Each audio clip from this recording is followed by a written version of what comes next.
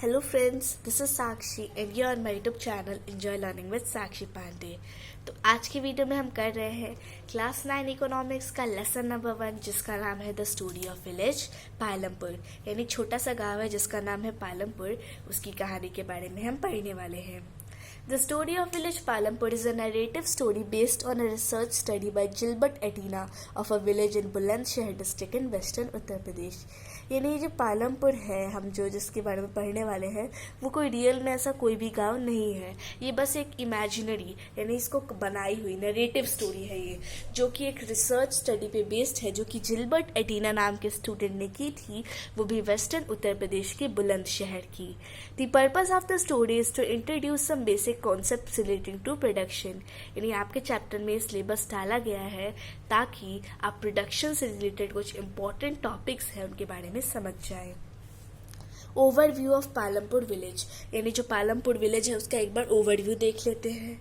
इस चैप्टर में हम पढ़ेंगे उसके ओवरव्यू के बारे में, कैसे प्रोडक्शन का ऑर्गेनाइजेशन हुआ था, कैसे पालमपुर में फार्मिंग होती थी और फार्मिंग के सिवाय क्या क्या नॉन फार्म एक्टिविटीज होती थी। तो सबसे पहले अपने फर्स्ट टॉपिक यानी पालमपुर विलेज के ओवरव्यू पे आते हैं। Farming is the main production activity in Palampur, यानी पालमपुर में सबसे जो मेन प्रोडक्शन एक्टिविटी है वो है farming. Other production activities like dairy farming, manufacturing, transportation and shopkeeping are practised on a limited scale. यानी और भी प्रोडक्शन एक्टिविटीज होती है जैसे कि dairy farming, manufacturing, transportation, shopkeeping, पर ये जो सारी होती है एक्टिविटीज ये सब एक लिमिटेड स्केल पे होती है, यानी बहुत छोटे से स्केल पे होती है, ज़्यादा बड़े स्केल पे नहीं होती। These production activities need various type of resources like natural resources, man-made items, human effort, money etc. यानी जो सारी प्रोडक्शन एक्टिविटीज़ हैं इनमें बहुत सारी रिसोर्सेज की ज़रूरत है, कुछ नेचुरल रिसोर्स की ज़रूरत है, कुछ मैन मेड आइटम्स की ज़रूरत है, थोड़ी सी ह्यूमन एफर्ट की ज़रूरत है, पैसों की भी ज़रूरत है। Palampur is well connected with neighbouring village and towns, यानी पालमपुर जो गांव है वो अपने आसपास के नेबरिंग विलेज से बहुत अच्छे से कनेक्टेड है, यानी सब जगह जाने का उनके पास रूट्स है। Raiganj a big village is 3 kilometres away from Palampur, यानी पालमपुर के पास में ही यानी 3 किलोमीटर दूर एक बड़ा सा विलेज है जिसका नाम है Raiganj. An other weather road connects the village to Raiganj and further on the nearest small town of Shahpur, यानी एक रोड है, ठीक है, वही जो है वो उस विलेज को रायगंज से और साथ ही साथ शाहपुर नाम के एक छोटे से टाउन से कनेक्ट करती है।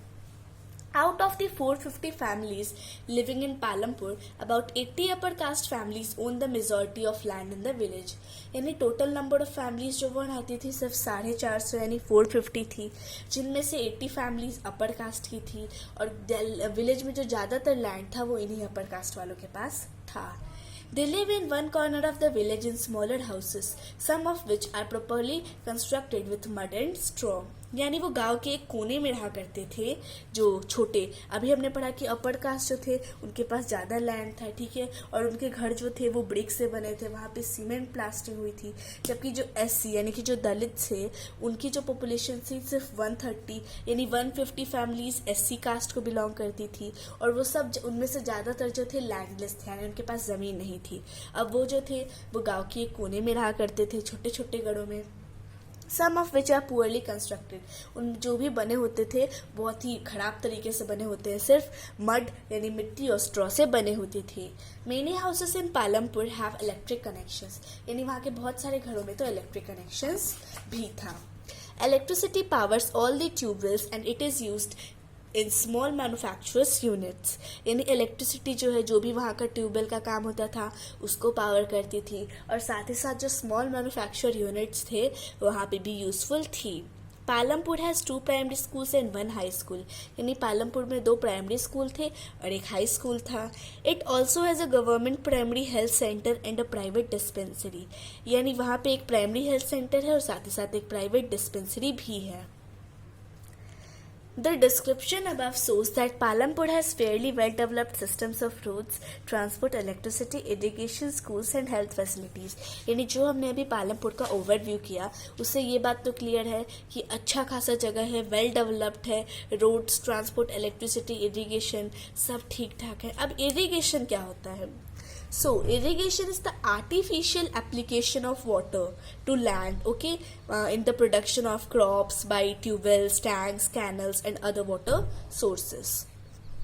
स्कूल्स एंड हेल्थ फैसिलिटीज, यानी स्कूल्स भी अच्छे और हेल्थ फैसिलिटीज भी ठीक ठाक है. Now let's see organisation of production, यानी जो प्रोडक्शन करते हैं इसका ऑर्गेनाइजेशन कैसे करते हैं. Production is an activity which gives the required goods and services, यानी प्रोडक्शन एक ऐसी एक्टिविटी है जिसमें से हम गुड्स और सर्विस को आउटपुट के रूप में पाते हैं. दिस रिक्वायर्स 4 एलिमेंट्स, इसके लिए 4 एलिमेंट्स की जरूरत होती है. Land, labour, physical capital and human capital, यानी कि लैंड, लेबर और फिजिकल कैपिटल और साथ ही साथ ह्यूमन कैपिटल भी. अब ये सारे जो हैं ये 4 एलिमेंट्स, इन्हें हम फैक्टर्स ऑफ प्रोडक्शन भी कहते हैं. एक एक करके समझते हैं. सबसे पहले लैंड, तो ये हमारी फर्स्ट रिक्वायरमेंट है. इसके सिवाय कुछ और नेचुरल रिसोर्सेज की भी जरूरत पड़ती है, जैसे कि वाटर, मिनरल्स, फॉरेस्ट, ये सब. अब हम आते हैं अपने सेकेंड एलिमेंट पे जो कि है labour. It is use for carrying out the production activities, यानी इसका इस्तेमाल किया जाता है कि जो प्रोडक्शन एक्टिविटीज़ है वो लेबर ही करते हैं.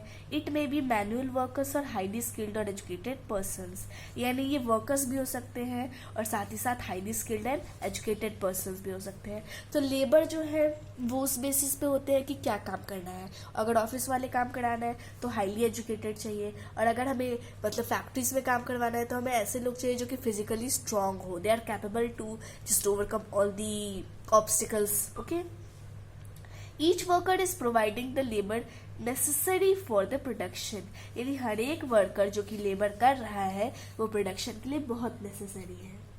उसके बाद आता है फिजिकल कैपिटल. तो इसके 2 सब कॉम्पोनेंट्स है, एक है फिक्स्ड और दूसरा है वर्किंग कैपिटल. फिक्स्ड का मतलब जो एक बार हो जाए और फिर हमेशा काम चलता रहेगा.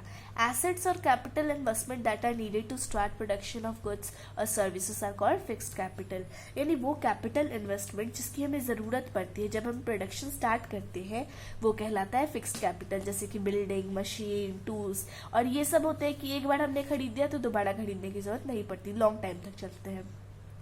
फिर आते हैं working capitals. Raw materials and money in hand are called working capital, यानी जो भी रॉ मटेरियल्स होते हैं या फिर हमारे हाथ में जो पैसे हैं वो वर्किंग कैपिटल कहलाते हैं, क्योंकि एक बार काम किया यूज्ड अप हो गया, हमें दोबारा बुक करना पड़ता है. These are used at the time of production activities, यानी हर बार जब हम प्रोडक्शन करते हैं हमें ये चाहिए होता है. To purchase raw materials and services required and to sell finished goods, ताकि हम जैसे कि पैसे जो होते हैं वो बहुत ज़्यादा इंपॉर्टेंट है. हर बार यूज़ करते हैं फिर खर्च हो जाते हैं, और हर बार हमें वो चाहिए, रॉ मटेरियल्स खरीदने हैं तो अच्छा लेबर चाहिए, तो मतलब हमको ज़रूरत पड़ती है पर इसे हमें बार बार यूज़ करना पड़ता है. Okay, now let's C farming in Palampur, means how was the farming system in Palampur. So fix land. Farming is the main production activity in Palampur. अभी हमने पढ़ा कि जो मेन प्रोडक्शन एक्टिविटी थी पालमपुर में वो थी farming. 75% of the working people living in Palampur are dependent on farming for their livelihood, यानी वहाँ पालमपुर के जो 75% पॉपुलेशन है वो अपनी लिविंग के लिए फार्मिंग पे ही डिपेंड करती है.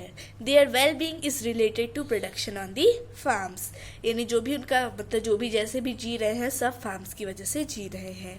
इन Palampur the land area under cultivation is fixed due to which the farm production cannot be raised, यानी जो पालमपुर जगह है यहाँ पे कल्टीवेशन के लिए जो एरिया है वो फिक्स्ड है. Since 1960 there has been no expansion in the land area under cultivation, और 1960 से यानी आज़ादी के कुछ सालों बाद से ही उनके यहाँ कल्टीवेशन के एरिया में कभी भी एक्सपेंशन नहीं हुआ है. Ways to grow more from the same land. अब कुछ ऐसे तरीके होते हैं कि ज़मीन वही है पर हाँ हम उसी ज़मीन पे ज़्यादा प्रोडक्शन कर सकते हैं. Some of the ways through which farmers grow more from the same land are, यानी ये कुछ मेथड्स हैं जिनके बारे में अभी हम पढ़ने वाले हैं. सबसे पहला multiple cropping. To increase production from the same piece of land farmers do multiple cropping, यानी कि कभी कभी फार्मर्स चाहते हैं कि लैंड तो हमारे पास वैसे ही कम है, थोड़ा सा हम प्रोडक्शन बढ़ा ले, तो इसलिए वो मल्टीपल क्रॉपिंग का यूज़ करते हैं. वो मतलब they grow more than one crop or a piece of land during the year, यानी लैंड का पीस तो एक ही है पर उसमें एक साल में वो एक से ज़्यादा क्रॉप्स वो उगाते हैं ताकि उनका प्रोडक्शन बढ़ जाए. During the rainy season farmers grow jowar and bajra, यानी जब बारिश का मौसम होता है तो ज्वार बाजरा उगाते हैं जिसको कैटल फीड के रूप में यूज़ किया जाता है। Kharif cultivation is followed by potato cultivation, और अगर वो खरीफ कल्टीवेशन कर रहे हैं तो अक्टूबर दिसंबर के महीने में वो पोटैटो कल्टीवेशन करते हैं। और विंटर सीजन के महीने में फार्मर्स जो है वीट उगाते हैं, और from the produced wheat farmers की, यानी जब भी जो भी वीट प्रोड्यूस हुआ है उसको जितना भी फैमिली के यूज़ का है उसको स्टोर कर लेंगे और बाकी सारा रायगंज के मार्केट में बेच देते थे। A part of the land is allotted to sugarcane production which is harvested once every year, यानी लैंड का एक हल्का सा टुकड़ा भी उन्हें दे दिया गया है, अलॉट करा दिया गया है ताकि वो शुगर केन का प्रोडक्शन कर सके। Sugar cane in its raw form और इस jaggery is sold to traders in Shahpur, यानी शुगर केन जब अपने रॉ फॉर्म में होता है या फिर जैगरी में तो फिर उसे शाहपुर के ट्रेडर्स को बेच दिया जाता है। The village of Palampur has a well developed system of irrigation, यानी पालमपुर का जो विलेज है उसमें इरीगेशन का अच्छा खासा सिस्टम है। Availability of electricity is the main reason behind the developed system of irrigation. अभी जो इरीगेशन का इतना अच्छा सिस्टम है इसका रीज़न जो है कि इलेक्ट्रिसिटी वहाँ पे अवेलेबल है।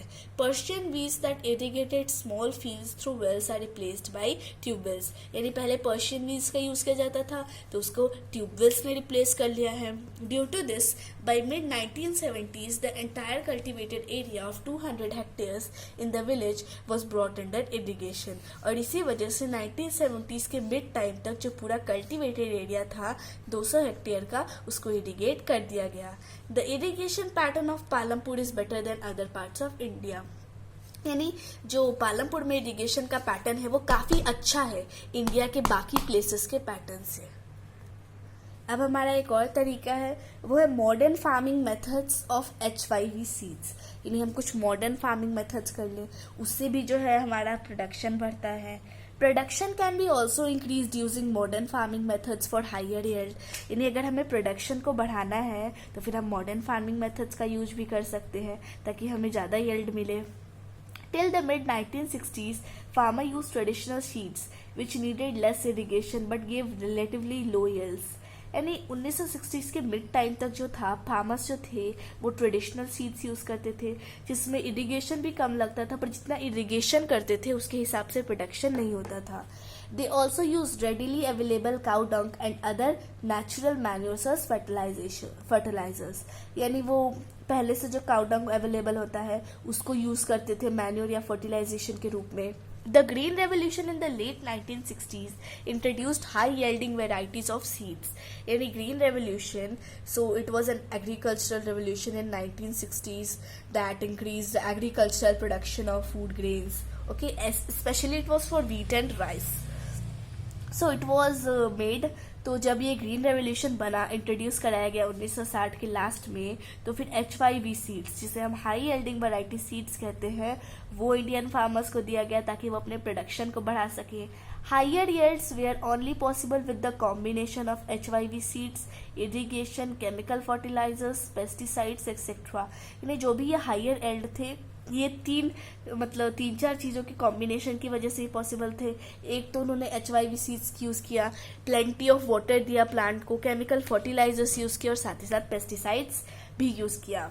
इन India farmers of Punjab, Haryana and western Uttar Pradesh were the first use modern methods of farming, यानी इंडिया में पंजाब, हरियाणा और जो वेस्टर्न उत्तर प्रदेश के लोग थे उन्होंने ही सबसे पहले मॉडर्न मेथड्स को फार्मिंग के रूप में अपनाया था। ठीक है। Some farmers also brought farm machinery like tractors and threshers, यानी कुछ फार्मर्स जो थे उन्होंने फार्म मशीनरी भी यूज़ की थी। ठीक है, जैसे कि ट्रैक्टर और thresher. This made plogging and harvesting easier, इससे क्या हुआ कि जो प्लॉगिंग की प्रोसेस थी और जो हार्वेस्टिंग की प्रोसेस थी वो तेज़ हो गए। In Palampur with the HYV seeds the yield of wheat went up to 3200 kg per hectare as compared to 1300 kg per hectare with the traditional seeds. यानी पालमपुर ने जब HYV सीड्स को यूज़ किया तो उनसे बहुत ज़्यादा फ़ायदा हुआ। कैसे फ़ायदा हुआ कि पहले जो थे जब वो ट्रेडिशनल सीड्स यूज़ करते थे तो सिर्फ 1300 kg उनका प्रोडक्शन होता था पर हेक्टेयर, पर जब उन्होंने HYV सीड्स यूज़ किए तो एकदम अराउंड 3 टाइम्स हो गया क्योंकि 3200 kg जो था उनका प्रोडक्शन होने लगा। So this was the part 1। Part 2 देखना ना भूलें क्योंकि पार्ट 2 में हमें और भी इंटरेस्टिंग टॉपिक्स कवर करने हैं। So this was for today. Wish you like the video. Thanks for watching the video.